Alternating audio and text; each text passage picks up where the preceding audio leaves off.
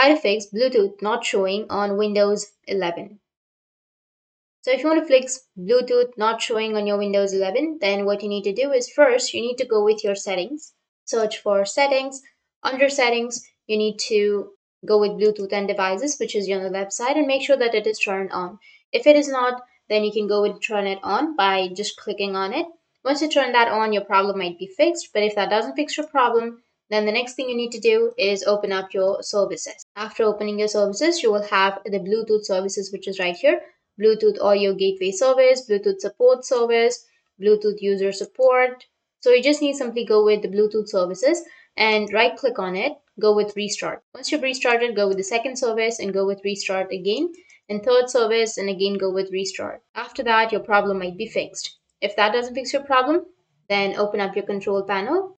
If that doesn't fix your problem, then you can open up your computer management.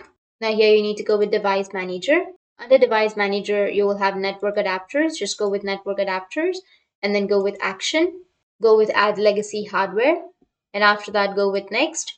And here select install the hardware that I manually select from a list. Go with next again.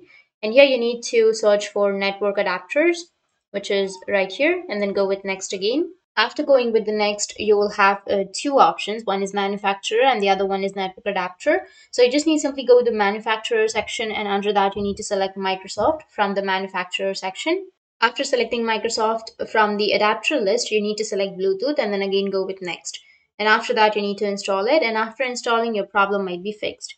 If that still doesn't fix your problem, you can follow the next procedure, which is you can go with your file manager. Under your file manager, you can go with this PC, go with local disk C, and here you will have an option of Windows. Open up your Windows folder.